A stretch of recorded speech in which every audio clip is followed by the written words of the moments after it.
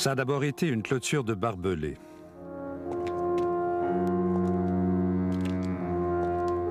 Qui divise une ville.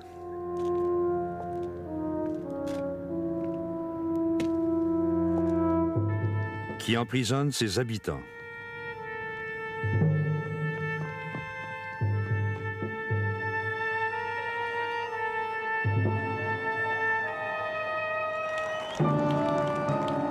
L'image même de la guerre froide, le mur de Berlin.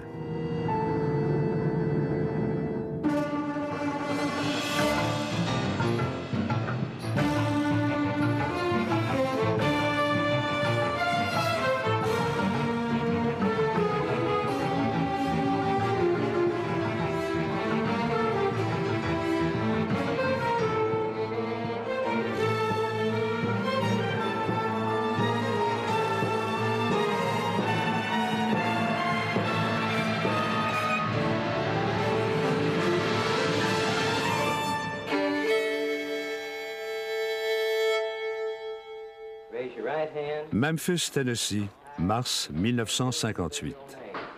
I do solemnly swear that I will bear true faith and allegiance to the United States of America. Give us a room with a view of the beautiful Rhine. Elvis Presley débarque en Allemagne de l'Ouest.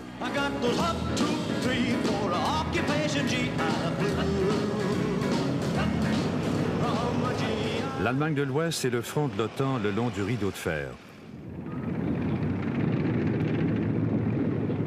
Depuis 1955, les Américains forment une nouvelle armée ouest-allemande.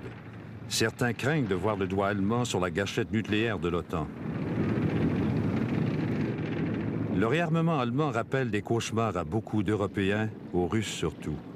Les armes nouvelles inquiètent l'Allemagne de l'Est, la République démocratique allemande.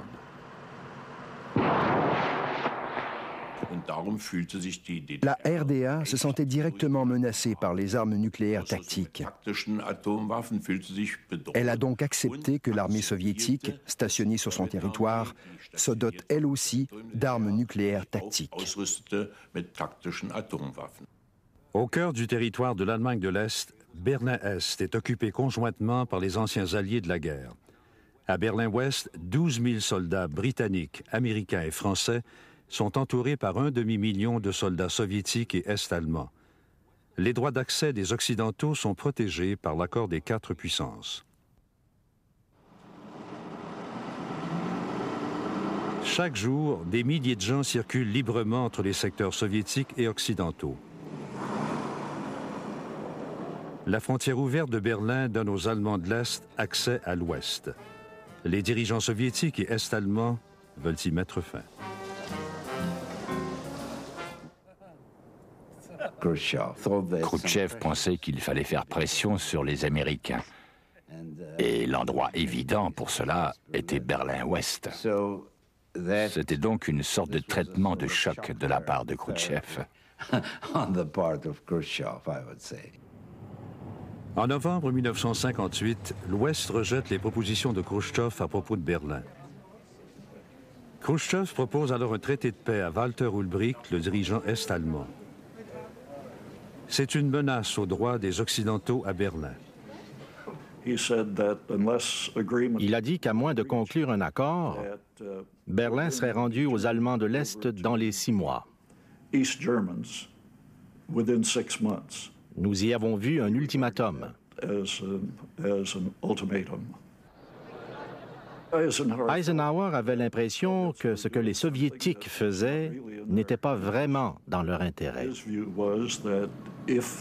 Selon lui, s'il devait y avoir un conflit armé entre les États-Unis et l'Union soviétique, cela dégénérerait rapidement en une guerre à grande échelle qui allait tout engouffrer.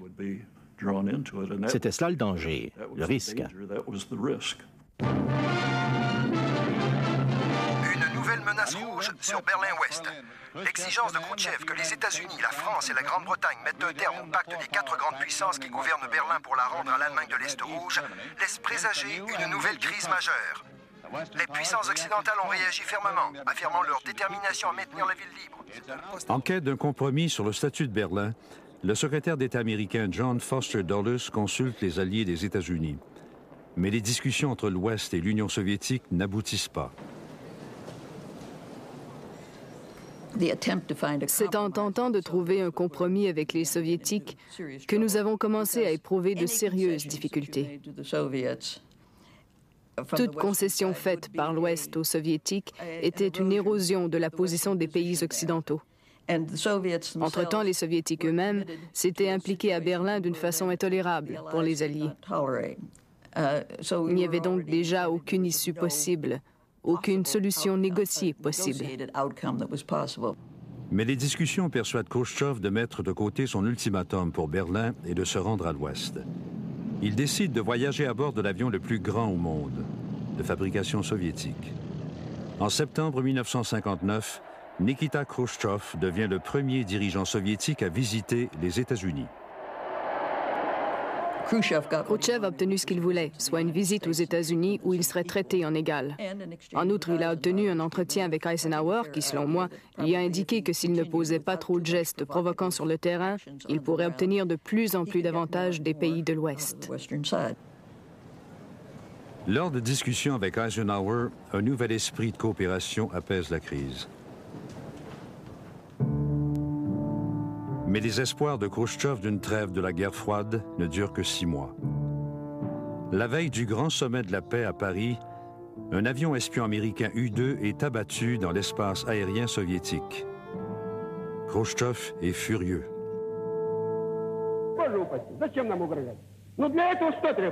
Не летайте вы в Советский Союз, не летайте вы в социалистические страны. Уважайте суверенитет и знайте границу. Не знаете границу? Ударим. Ударим, обучим уму-разуму. Le sommet échoue avant même de commencer.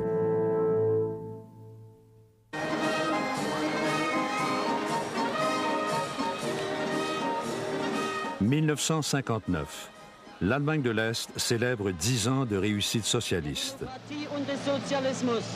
Walter Ulbricht, le dirigeant du parti, vante le progrès industriel rapide et la démocratie socialiste que l'Allemagne n'a jamais connue avant.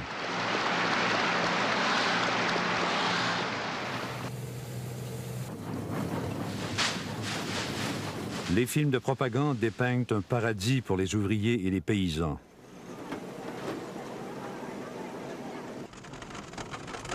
La réalité, ce sont plutôt les pénuries et le chaos. Les fermes privées ont été collectivisées de force et les ressources de l'État ont été investies dans l'industrie lourde aux dépens des biens de consommation. L'Allemagne de l'Est copie docilement le modèle soviétique, jusqu'au contrôle mental de ses habitants. Und so turnten dann 400 Einwohner Leipzigs gemeinsam mit Walter Ulbricht. Selon ses dirigeants, l'Allemagne de l'Est doit sa réussite à sa seule volonté.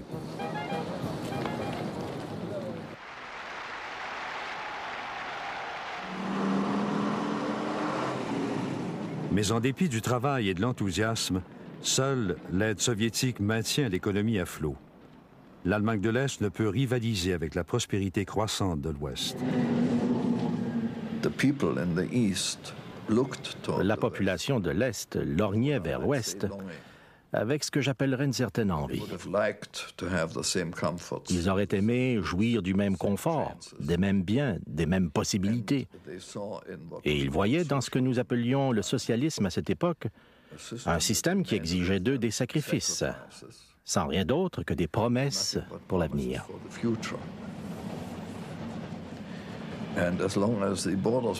Tant et aussi longtemps que la frontière était ouverte, il était relativement facile de se rendre à l'Ouest. Il suffisait de prendre le métro et on était dans un autre monde. C'était vraiment un système de fou. Imaginez-vous passer du socialisme, entre guillemets, au capitalisme en 2 minutes. Tous les mois, des milliers d'Allemands de l'Est s'enfuient par la frontière ouverte de Berlin et trouvent refuge à l'Ouest. La plupart des réfugiés sont jeunes et qualifiés, mais leur départ est une hémorragie fatale pour l'économie est-allemande. Un contremaître d'une usine de l'Est ne savait pas combien d'ouvriers il aurait le lendemain, parce qu'une partie de sa main-d'œuvre l'avait quitté, avait quitté l'Est, avait fui le système pour se rendre à l'Ouest. Bien sûr, en Allemagne de l'Ouest, ils faisaient tout leur possible pour que ceux qui venaient de l'Est puissent trouver des emplois et mener une vie confortable. Devant cette fuite de ses concitoyens, Ulbricht s'inquiète. Il presse Khrouchtchev de reconnaître la souveraineté de l'Allemagne de l'Est et de lui donner le contrôle de ses propres frontières. Khrouchtchev, en apparence sympathique à sa cause, cherche à gagner du temps.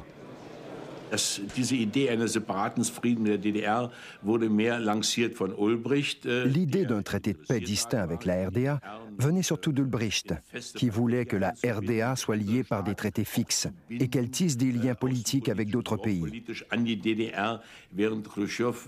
Mais Khrouchtchev a soutenu qu'un traité de paix distinct allait intensifier la guerre froide.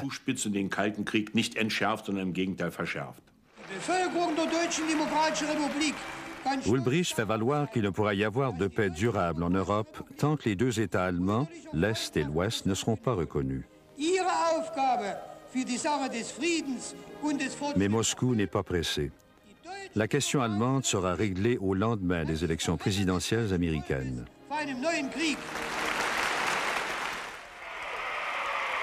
John Fitzgerald Kennedy est assermenté en janvier 1961. Il a fait campagne pour une politique étrangère américaine plus énergique. Kennedy accepte de rencontrer Khrouchtchev à Vienne en juin 1961. Le président arrive mal en point. Son invasion de la baie des Cochons à Cuba contre Castro a échoué 6 semaines auparavant. Khrouchtchev en conclut que Kennedy est faible.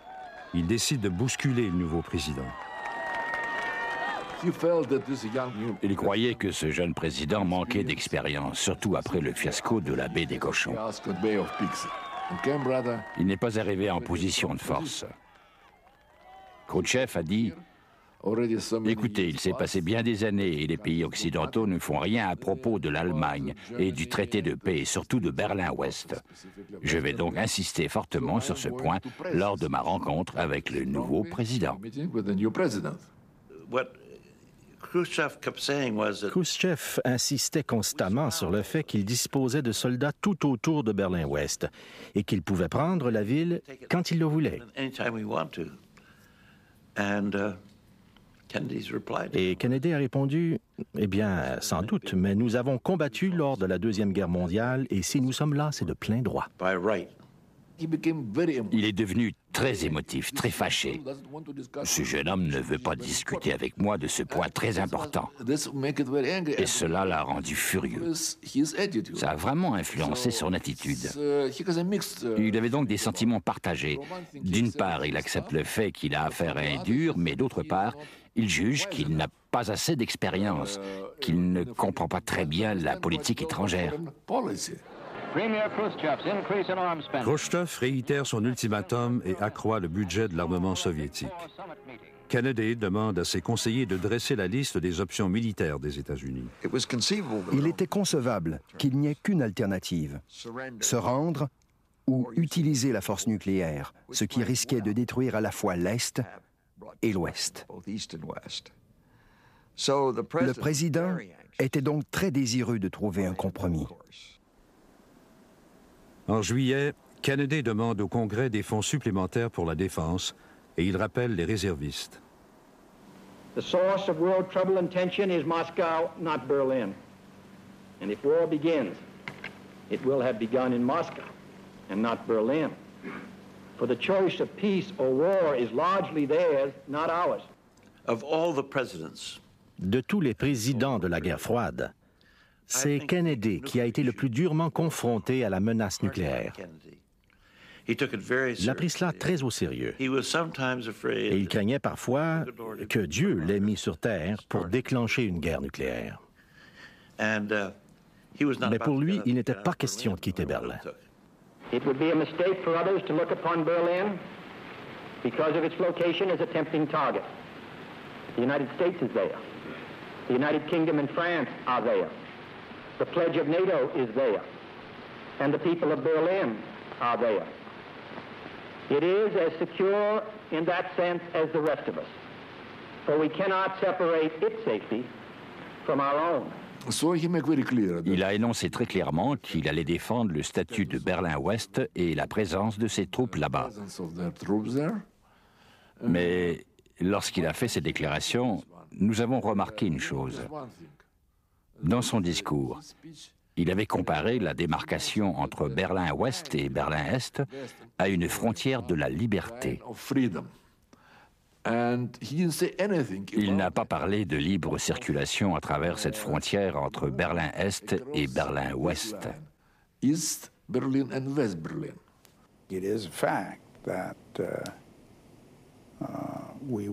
va de soi que nous n'allions pas nous disputer à propos de ce que faisaient les Soviétiques dans leur secteur de Berlin.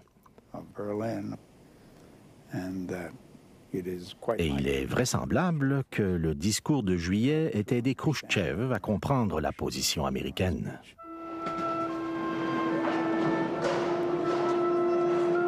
À mesure que la crise de Berlin s'aggrave, le flot de réfugiés devient un torrent.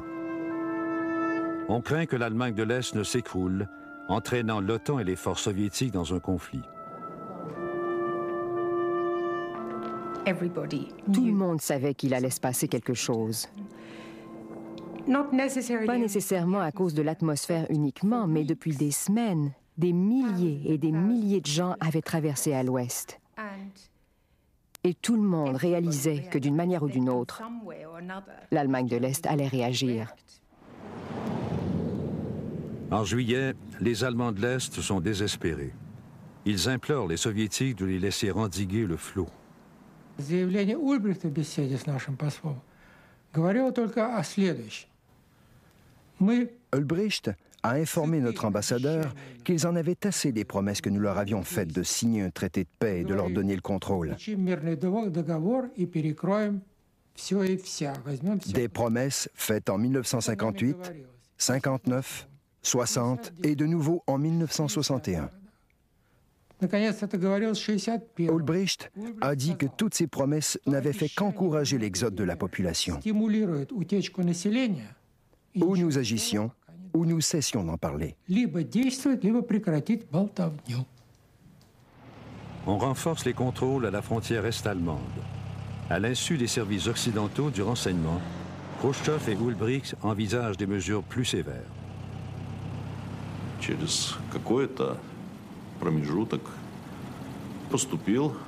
Peu après, Moscou nous a avisé que Nikita Khrouchtchev acceptait la fermeture de la frontière avec l'Allemagne de l'Ouest et Berlin-Ouest et proposait que l'on procède aux préparatifs.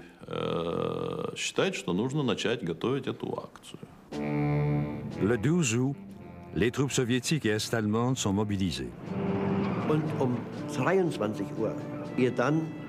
À 23 heures, nous avons reçu nos ordres et on nous a dit qu'à minuit, la frontière avec Berlin-Ouest allait être fermée de force par les militaires.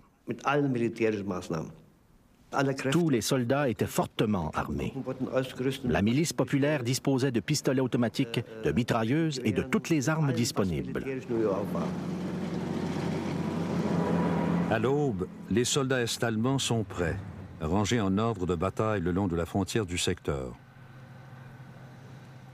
Ce sont les dernières heures de Berlin en tant que ville unifiée.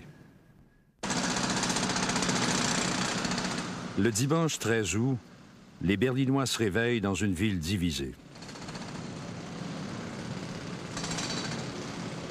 Sous la surveillance de gardes armés, les équipes d'ouvriers commencent à ériger une barrière de fils de fer barbelé au centre de la ville. Les préparatifs de Khrouchtchev ont tout fait pour minimiser cet événement, ou plutôt pour empêcher tout conflit militaire entre nous, les États-Unis et les pays occidentaux.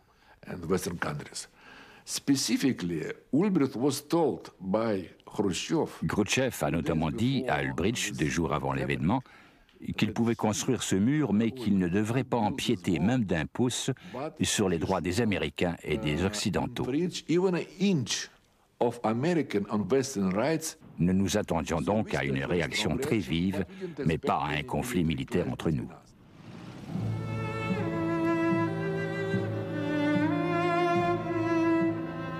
La barrière divise Berlin. Des familles sont séparées. Mon père m'a réveillée en disant « Sais-tu qu'ils ont fermé la frontière ?» C'était incompréhensible. Vous savez, c'était tellement étrange. Puis ma mère est entrée en pleurant avec ma sœur aînée et on s'est dit « Comment allons-nous ramener mon autre sœur ?» Cet été-là, ma sœur était restée chez ma tante, juste en banlieue de Berlin-Est. Nous avons donc pris la route, la S-Bahn, et c'était le chaos total.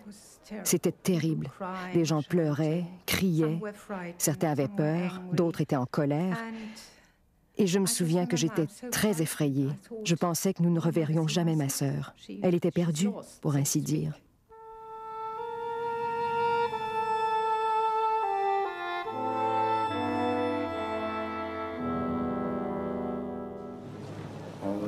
Les gens nous insultaient. Nous faisions simplement notre devoir, mais on nous criait après de tous les côtés.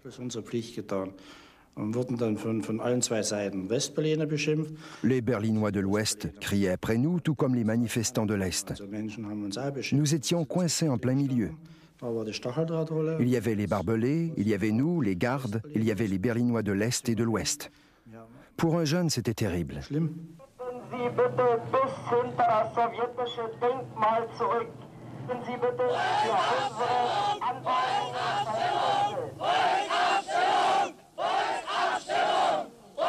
La colère des Berlinois de l'Ouest déborde. Ils manifestent contre la division de leur ville.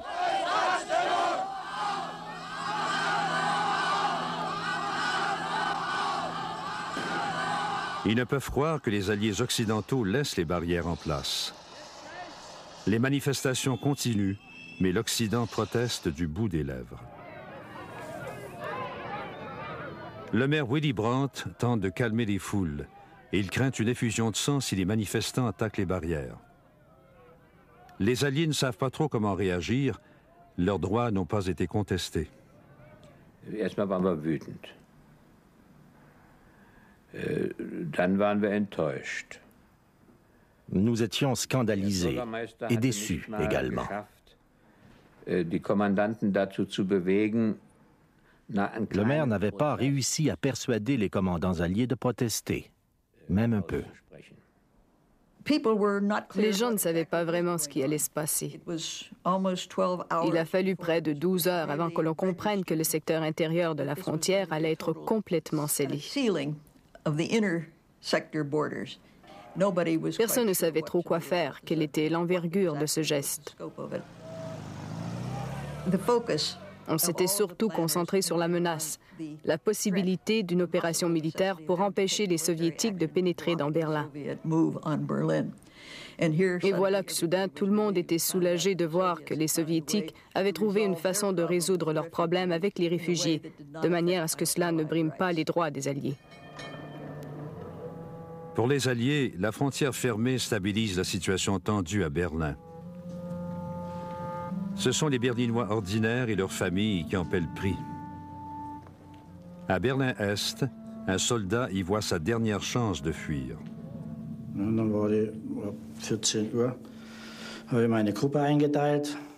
À 2 heures, j'ai donné des ordres à mes soldats. J'étais en avant et j'ai dispersé les autres afin de ne pas éveiller les soupçons. Personne n'a rien remarqué. De 2 heures à 4 heures, j'ai pensé à la situation en me demandant quelle était la bonne décision. Il me faudrait quitter mes parents et ma sœur. Finalement, je me suis décidé. À 4 heures, j'ai sauté par-dessus les fils barbelés. Je me suis alors retrouvé à l'ouest et on m'a accueilli avec des acclamations. J'étais le premier.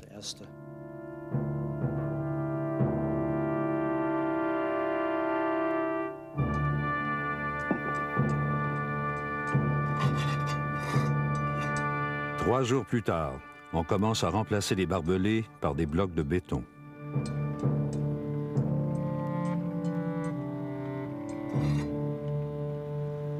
Le mur de Berlin s'élève le long de la limite des secteurs scindant la ville en deux et encerclant complètement Berlin-Ouest. À Berlin-Ouest, le moral est bas. La confiance dans la protection des Alliés s'effrite. Furieux, le maire Willy Brandt écrit au président Kennedy et exige qu'il intervienne. Die Idee war eben, nachdem auch in Washington nichts passierte, die ganz Washington n'ayant pas réagi, il fallait faire comprendre clairement au président que le moral risquait de s'effondrer, de même que la confiance. oder ein Bruch passieren kann. Ein Vertrauenseinbruch. Und dass hier Il fallait faire davantage que se contenter de protester. Protest machen müsste. C'est sans doute un euphémisme de dire qu'il était furieux. Kennedy se disait qu'il avait montré qu'il était prêt à risquer une guerre pour défendre Berlin, et voilà qu'il était critiqué pour son inaction par, comme l'a dit quelqu'un, un simple maire.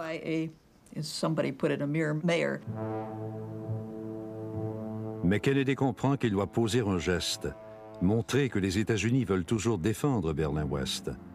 Il ordonne une démonstration de force. Un convoi de soldats américains est envoyé à Berlin par l'autoroute qui traverse l'Allemagne de l'Est.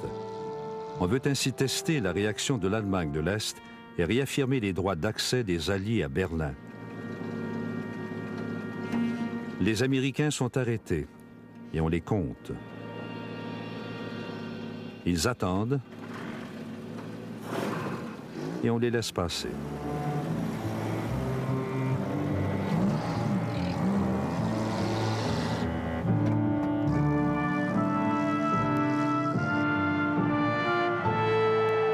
Les soldats arrivent sans incident.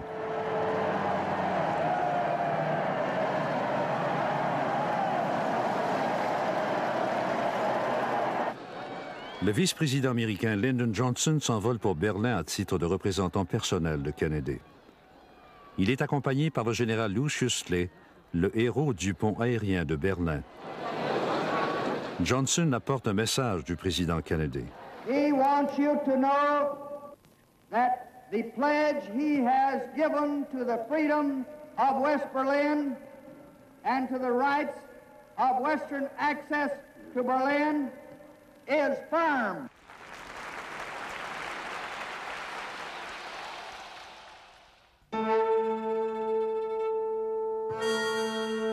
À l'Est, les gens risquent la mort en tentant de s'enfuir par les dernières brèches de la barrière.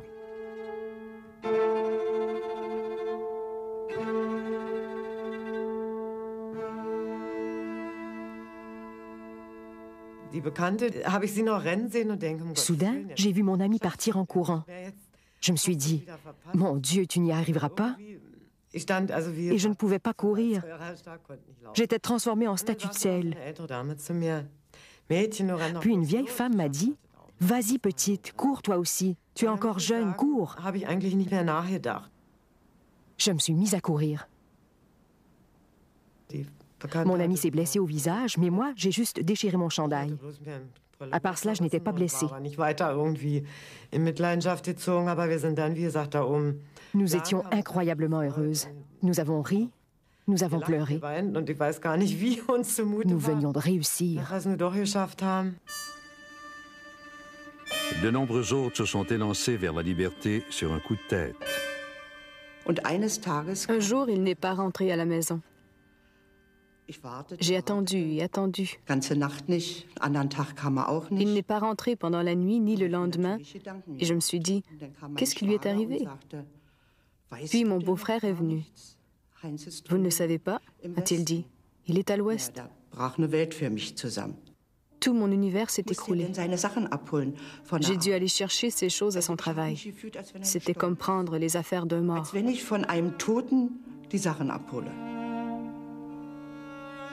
Heinz Carstens a ensuite aidé sa femme à s'échapper.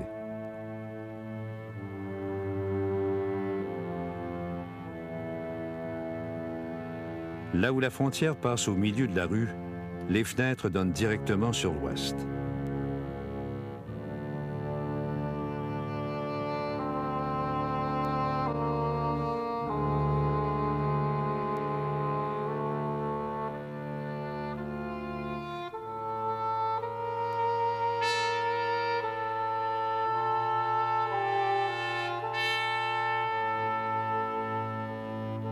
L'assistance aux fugitifs devient une tâche routinière pour le service des incendies de Berlin-Ouest.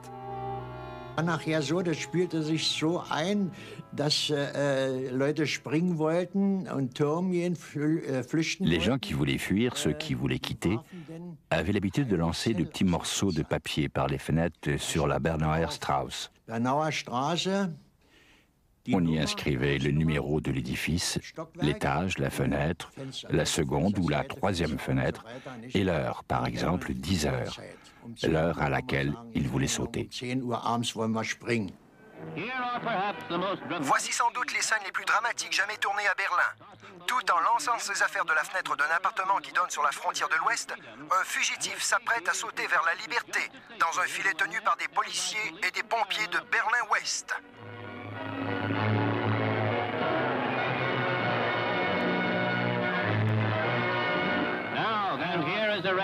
Voici ici un sauvetage encore plus extraordinaire. Quelques Allemands sympathiques à la cause d'une femme courageuse tentent d'assurer sa fuite. Pendant que la police communiste essaie de la retenir par la fenêtre, on la tire par les pieds vers la liberté. C'est une séquence à donner froid dans le dos que la caméra des Nouvelles du Jour capte jusqu'à sa conclusion dramatique. Elle est enfin sauve.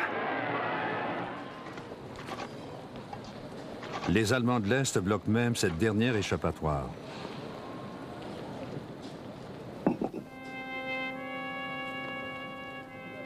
Les gens se sauvent par les lacs et les canaux, s'accrochent sous les trains, se cachent dans les voitures, escaladent les barrières sous les tirs des gardes. Des centaines échouent, plusieurs y perdent la vie. Malgré la souffrance de la population, l'Allemagne de l'Est justifie le mur comme un rempart pour la paix.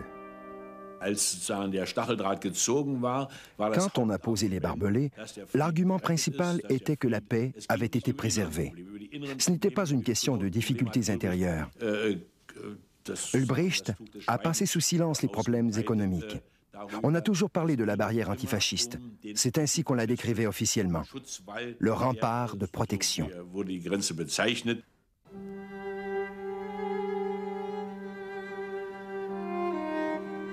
Les évasions continuent.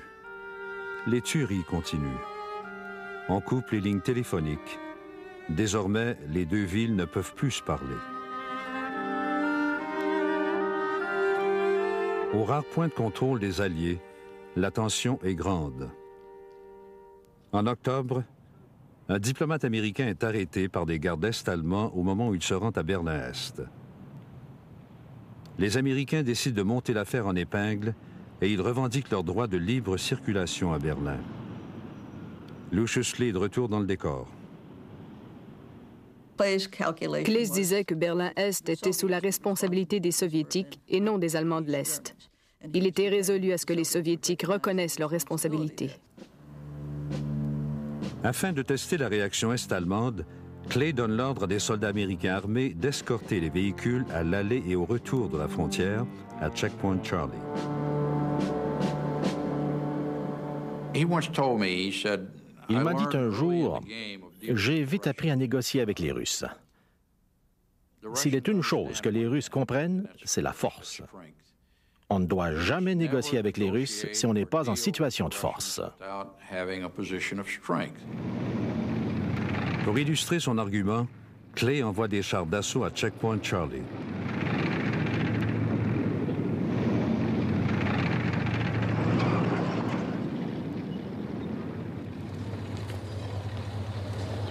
Les Russes rappliquent avec leurs chars d'assaut et leurs fusils. Les deux camps sont face à face. Le téléphone a sonné au poste de commandement. Il a dit « Je dois parler au général Clay ». J'ai demandé qui était à l'appareil. Il a répondu « C'est l'officier de la police militaire à Checkpoint Charlie ». Il a ajouté « Bon Dieu, les Russes sont arrivés ici en force. Ils ont des chars d'assaut. Les ballons sont sur le point de sauter. Ça va merder. » La situation était dangereuse.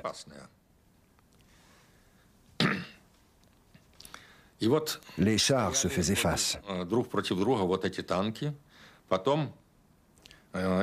On a dit aux équipages de nos chars d'assaut de faire preuve de retenue, de ne pas chercher à provoquer.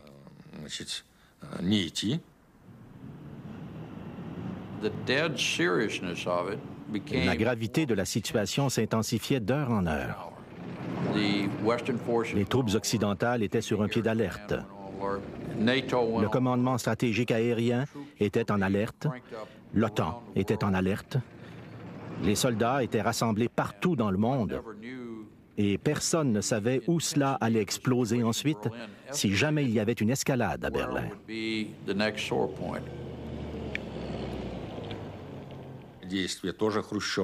Khrouchtchev a ordonné aux commandants des troupes soviétiques en Allemagne de riposter par la force si l'Ouest utilisait la force.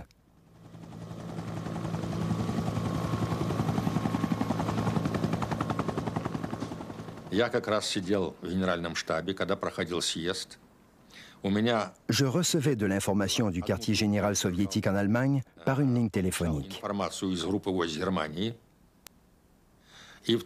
L'autre téléphone était relié au Kremlin. Dès que j'ai eu l'information, j'ai informé le Kremlin de ce qui se passait à Friedrichstrasse.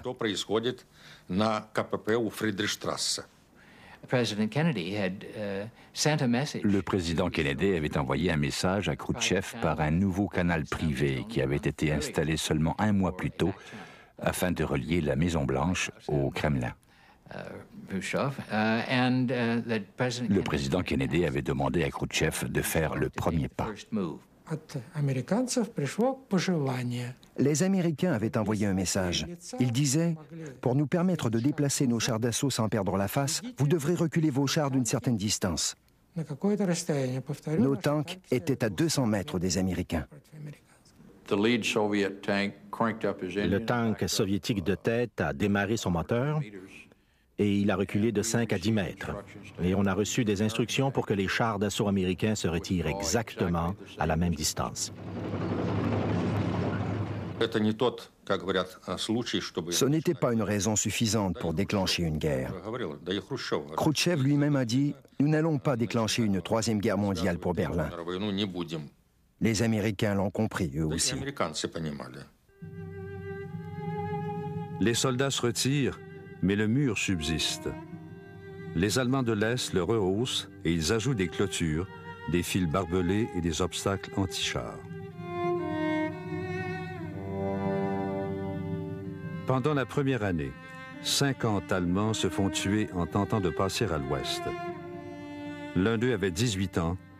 Il s'appelait Peter Fechter. Les Américains se sont réunis. Les soldats se sont rassemblés d'un côté sans rien faire.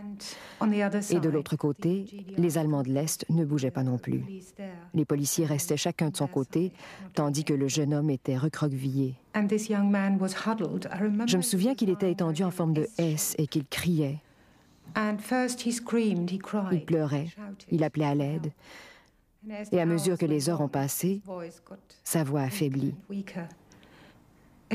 C'était tellement pénible de voir un être humain en train de mourir au milieu de nulle part, entre deux camps qui se font face, n'osant pas intervenir par crainte de l'autre camp.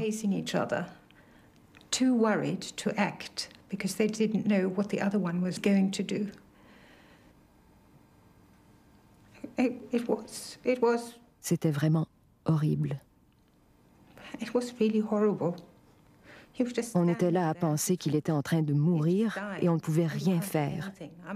Je n'ai jamais connu une telle situation avant, ni ensuite, où on voit une personne en train de mourir et qu'on est complètement impuissant. Et je suis sûre que tout le monde autour de moi ressentait la même chose.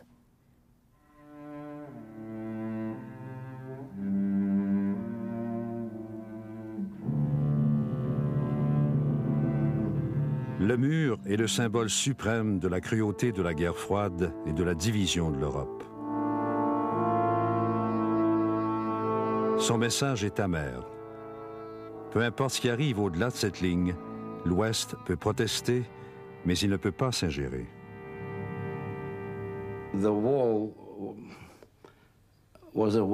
En fait, le mur était une échappatoire pour Khrouchtchev. Même si on discutait encore de l'affaire de Berlin, ce n'était plus l'état de crise, comme avant l'érection du mur.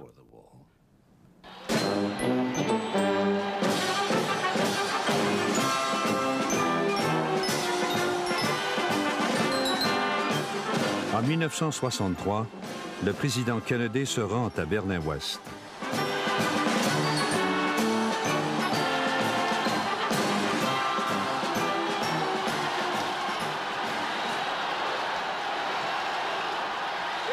Indivisible.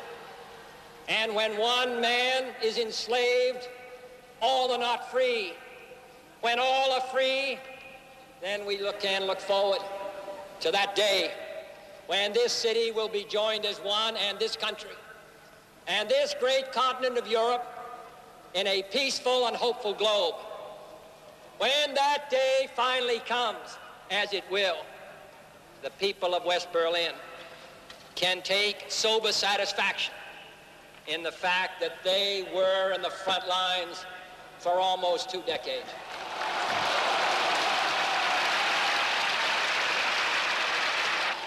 All free men, wherever they may live, are citizens of Berlin. And therefore, as a free man, I take pride in the words, Ich bin ein Berliner.